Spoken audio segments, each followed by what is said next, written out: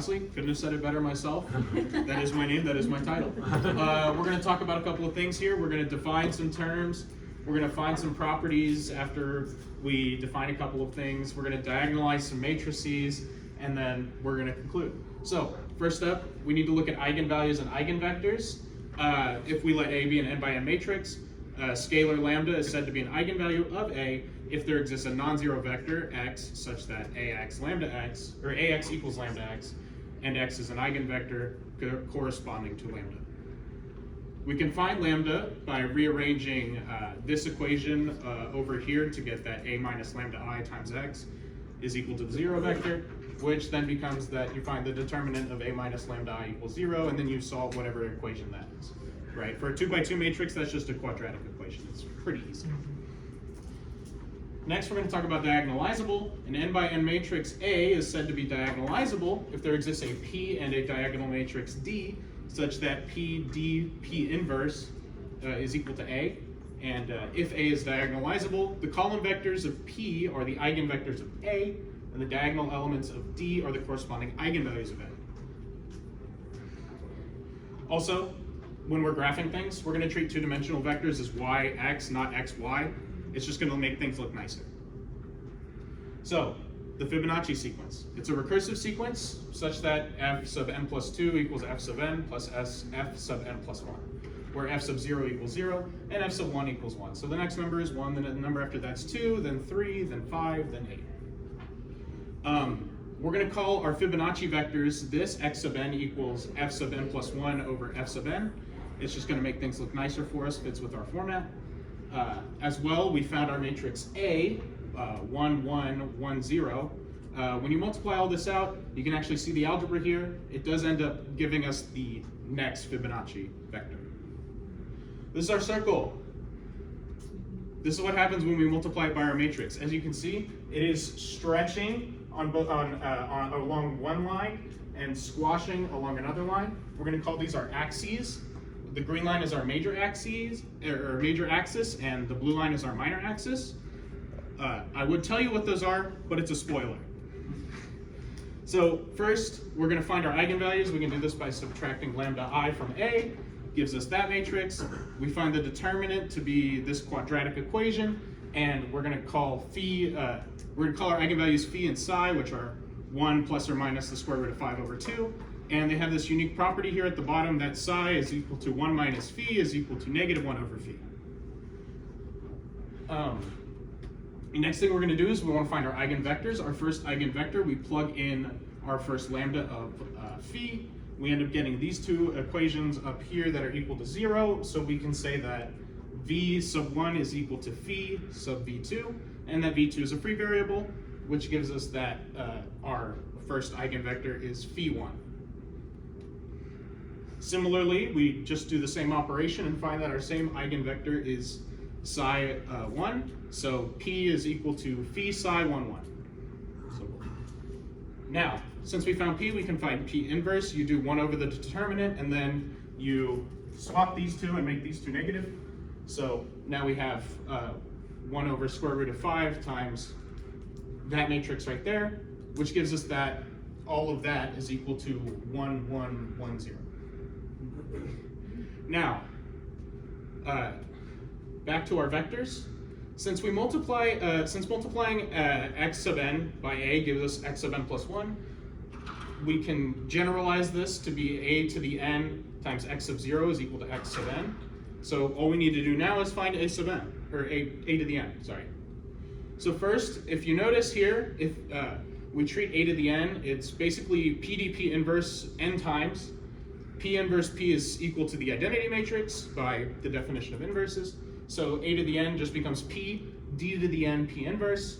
A to the n is hard to calculate. D to the n is actually really trivial. You just turn its diagonal entries to the power of n. So now we get this funky equation for a to the n x sub 0, which spits out over here on the n 1 over square root of 5, blah, blah, blah. Professors, this should be your I recognize this equation. Since x sub n equals f sub n plus 1 over f sub n, we find that f sub n is equal to phi to the n minus psi to the n over square root of 5. This is Benet's formula. It tells us the nth Fibonacci number. Now, when you see exponents, find some way to chuck it to infinity. So we took our ratio of Fibonacci numbers, chucked it to infinity, and we found that as you increase, you approach phi. Psi is less than 1, so it cancels out. The square root of 5 cancels out. These are the lines. The blue line here is y equals psi x. The green line is y equals phi x. And I started by plotting a bunch of Fibonacci numbers here. And you can see that they all kind of fall on this line from this distance. They actually tend towards it. They're not exactly falling on it because of how it's all situated. If we zoom in here, we can actually see that these are the major and minor axes of our ellipse. Remember how I said it was a spoiler? Well, that's why. And actually, a neat thing here is that almost any point you select as your first point, if you plug into this, you'll see that they all tend towards here. I started with 2, 5, just me picking random numbers here. Then I went with 3, 12. As you can see, they kind of group up closer. I wanted to try it with larger numbers, so I did 41. Okay, that's nice. And then I did negative 4,000, 5,672. And at this point, I got kind of tired of making the numbers myself, so I created a Python script to generate random integers and plug them in. So now we have negative 11, negative 81, and as you can see, even though you're starting on the negative side, it is still grouping towards this line. And then I tried, I started using real numbers. So I don't want to waste your time by reading out all those digits, but as you can see, same thing here. But however, if you start on the minor axes, it actually stays on the minor axes. Right? So I believe I started here with 1 and psi, and then it started bouncing around here and started going to 0. We could, areas that we could continue going down. What if we change some of the values to A? Can we do this with other recursive sequences, and would we find their constants? And could we do this in higher dimensions? That's all, thank you.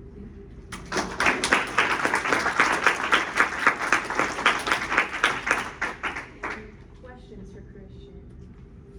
So whenever you were like going down the negative side of X, are you like extending the Fibonacci sequence into negative values, or? So if we go back here to all the way to the beginning, so I just used this definition, and I started with 2 other f sub 0 and f sub 1. In this case, I started with negative 11 and negative 81. So when you start like that, it's going to be that your next term is negative 92, and then it's negative 173, and then it's negative 265, and negative 438, and so on, and it continues to fall on this line. Why did you reverse on X and Y? It looks nicer on the graph, and I can do Y. So is the horizontal axis Y? Our horizontal axis is still X. It's just that, I mean, I guess And you your could, ordered pair minus 11 minus 81 up there, is that Y comma X? yes, but it looks more visually, how do I say this? Normally when we graph things in like our algebra classes and our calculus classes, we do our x-axis and our y-axis. I wanted to kind of make it clarified, and plus it's also a bit nicer to think of the next Fibonacci number as a function of the previous Fibonacci number.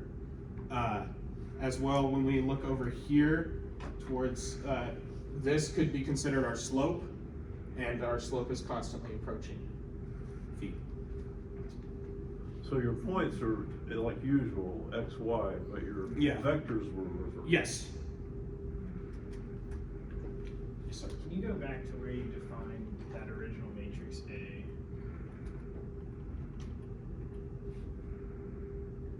Okay. Why is it defined that way? Because when you multiply this matrix times our Fibonacci vector, you get it to look like this vector right here, which then becomes the next Fibonacci vector. Any other questions?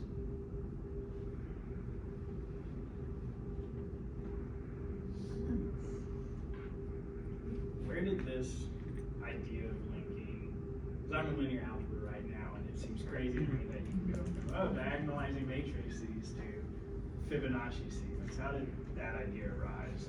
Honestly, I when I took linear algebra, I had a hard time at first because my high school education wasn't that great for matrices and stuff. Like, I didn't even know what inverting a matrix meant when I was in that class, much less how to do any of this. But it had always sort of intrigued me that technically you can treat all of math as some form of linear algebra, where you treat normal numbers as just one by one matrices and stuff like that. And so I started thinking, well, how do we treat sequences as this way? And I built off of that. Any other questions? All right, good. Let's thank our speakers.